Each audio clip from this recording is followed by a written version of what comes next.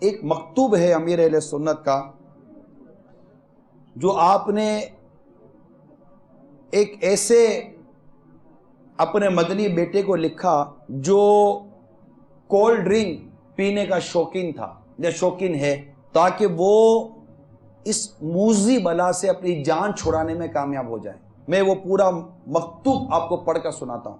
پہلے تو آپ نے دعائیں بھی دی ہیں ان کو کہ اللہ تعالیٰ اپنی عبادت و دین کی خدمت کے لیے آپ کو صحت اور عافیت سے نوازے، آپ کی دونوں جہانوں کی بھلائی کے لیے کولڈ ڈرنک کے بارے میں کچھ مدنی پھول حاضر خدمت ہیں، پڑھ کر اس موذی بلا سے جان چھوڑانے کی نیت کا ہدف مل جائے اور پھر مثبت کارکردگی ملے تو مدینہ مدینہ۔ کولڈ ڈرنک کا سب سے بڑا جز یعنی پارٹ مٹھاس ہے۔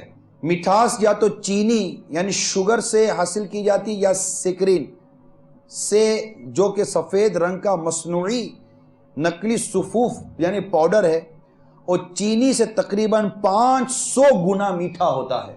جن بوتلوں میں چینی استعمال کی جاتی ہے ان میں چینی یعنی شوگر کی مقدار کافی زیادہ ہوتی ہے، جیسا کہ فیضان سنت جلد اول صفحہ نمبر 712 پر ہے۔ 250 ملی لیٹر کی ایک ٹھنڈی بوتل میں تقریباً 7 چمچ چینی یعنی شوگر ہوتی ہے۔ چینی والی کولڈ ڈرنک پینے سے دانتوں اور ہڈیوں کو نقصان پہنچنے، خون میں شوگر کی مقدار بڑھنے، دل اور جلد کے امراض پیدا ہونے کے امکانات بڑھتے ہیں، نیز اس سے موٹاپا بھی آتا ہے۔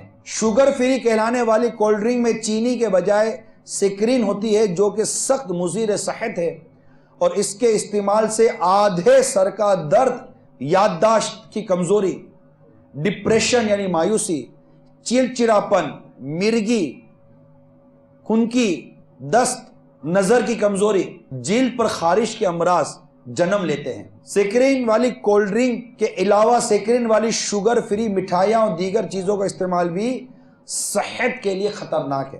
جو پیتے تھے ان میں سے کون کون نیت کرتا ہے کہ آج کے بعد نہیں پیئیں گے؟